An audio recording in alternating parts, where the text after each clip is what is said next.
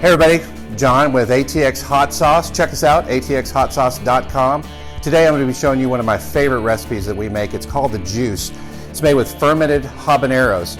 If you don't know what fermentation is, well, keep watching this video. This is the best way to make hot sauce. We got carrots, onions, we got pineapple, some other spices we're going to put together. We're going to ferment this for about a month and a half. Then we'll make a hot sauce. But today, I'm going to show you how to ferment. So stay tuned. Welcome back, everybody. All right, let's get to making this fermented hot sauce with habaneros, one of my favorite fruits out there. Not the hottest on the Scoville, but it is pretty spicy, right? You don't want to just handle these with your hand. I've actually got some gloves I'm going to be putting on here. One of the tips I want to give everybody, if you find these gloves online, if you have big hands like I do with long fingers, make sure you get the extra large. Nothing worse than putting on really tight gloves. Just a little tip for you. So I've got the extra large gloves in here to make this with. Now the first thing I'm going to do is I'm going to cut up our onion and our pineapple. That's actually going to go at the bottom of the brine. The reason I like to do it is because the pineapple, which has a lot of sugar in it, I want it to sit at the very bottom of the brine so that doesn't float up next to where the oxygen is at the top of the jar. It just makes it a little bit safer, right? And we all like safe. So we'll get these gloves on here and let's start. This is a jar we're going to put everything in. This has been washed very thoroughly, soapy hot water first, and then I use some Star San as a sanitizer. So let's cut up the onion first. So, well, we just want a rough chop on these, right? That's actually perfect right there. Next, we're going to do the pineapple. If you like pineapples, you hate storing them because you have to cut everything all up at one time. I'll tell you one of the best ways to do is just get a little plastic wrap. You just wrap it with plastic, put it back in the refrigerator. It has its own little bowl made here with the skin, right? It keeps it really fresh, and you don't have to worry about anything else happening with it. So we're going to take about about half of what's left of this pineapple here. We'll put the rest of it away for later. I'm going to cut the ends off of it. Now, one of the great things about fermenting pineapple is that you actually get to use the middle part too, right? Waste not, want not. But we're going to take these little end pieces here, throw them in the compost because that's very important, right? We're going to roughly chop this too. Doesn't have to be in big pieces, right there, right? And then we're going to add them to the jar. Remember, I've cleaned and sterilized this jar. We're adding the pineapples in. Next, we have some dried chilies here. You can use any kind of dried chilies you want. These are dried adobe ones. They have the seeds in them still. They're not rehydrated. But this adds a nice smoky flavor. We're going to put that down at the bottom too. Also gets a little color in there as it's fermenting. Now, dried peppers, frozen peppers, things like that, they're not really good for fermentation because all the good stuff inside has been basically killed off. But you can still use it in there as long as you're using a lot of fresh other stuff too. Second of all, I've got some carrots. These carrots are absolutely fantastic. They look a little bit wobbly, right? But I tell you what, they're super fresh. I actually fermented these in an old habanero brine for about 3 weeks. The flavor on these is absolutely incredible. But we're going to actually use it for our brine here too. Rough chops here. Add them in. Rough chop. Watch your fingers. Put this all in here for us. All right, here we go. Next, I have some ginger. Now, for the purposes of time, I've already skinned this and taken everything off, peeled all the outer layer of this ginger off. So I'm going to roughly chop this up too. And we're going to add that into our jar. All right. Then one of my favorite things to add is turmeric, fresh turmeric. So you have to peel it just like you do ginger, but it adds a really great depth of flavor. You don't need much of it, especially when it's fresh. So just a couple of little chops here, and we're going to add that into the jar itself. Now, my favorite part.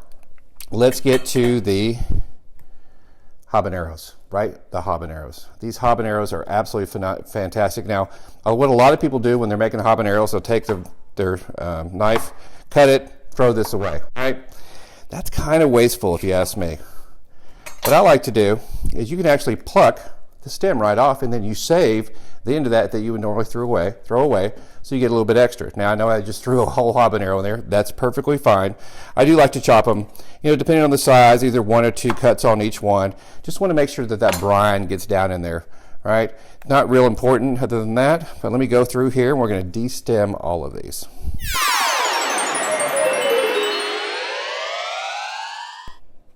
Yeah, just kidding. That would make a good YouTube. So you're telling yourself right now, this thing's getting pretty full, right? Well, luckily, we have a muddler here. It's already been sanitized and everything. What you want to do is just stuff those little puppies down inside there. Stuff them all down.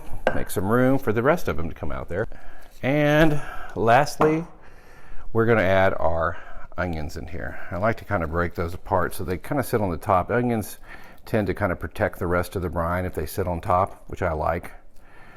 So we're going to kind of break them up a little bit, spread them around inside there. One of the keys to doing a brine is that when you put that brine in there, you want everything to sit in underneath the water level, right? Below the brine is just fine. Anything above the brine can actually get some nasties on it, like some mold or whatever. Now you may see a little bit of yeast inside, it's a little white stuff. That's okay. It's the brown furry stuff, green furry stuff, white furry stuff that you don't like. All right, let's mash some of those down there. Next thing we're going to do is we're going to add a fermentation weight. This kind of sits on top of those and just keeps everything below the water line. I've sanitized this. It should be just fine to sit up above the water line, but we'll check it as the fermentation goes. As you can see, it doesn't cover up everything, but that's fine. Actually, later on, I have these little discs that are about this big. They're ceramic that we sanitize. I might put one of those in there too, just so that brine, everything sits down inside that brine. Now, how do we make the brine? Well, brine is really simple. So typically, I like to use 2.5 to 3% salt to brine. Make sure when you're doing this that your salt is kosher salt, sea salt, something like that. Do not use iodized salt. It will not work. It's not good. It's got all kinds of chemicals and stuff in it. You won't want to use that. So make sure you're doing either fresh kosher salt or you're using sea salt. That's the best way to do it. Now, another trick I like, typically when people are doing a salt bath, what they'll do is they'll get their scale. I like to do everything in grams.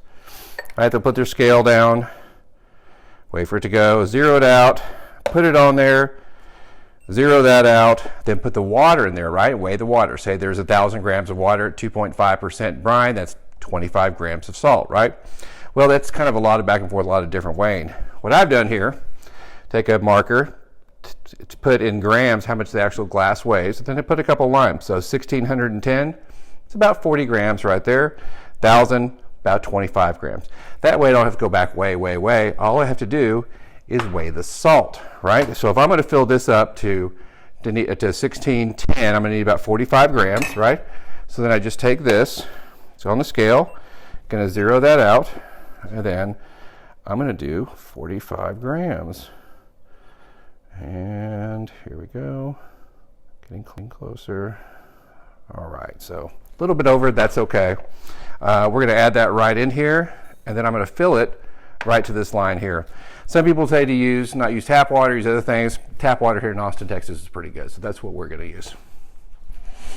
All right, now as you can see, I've filled this up to that 1610 line right there. I've added my 40 grams or so of salt to it, and you can see it's kind of mucky, kind of cloudy. Well, you want to stir that up. Make sure you sanitize your mixer, make sure the jar was sanitized, which we do. And then you just want to stir it, and then you're going to wait, and then when it turns clear is when it's ready to put in there. So wait till it turns clear before you put it in there. All right, looks like our brine is mostly clear here, so we're going to go ahead and add it onto here, right straight in. Hopefully this will be enough.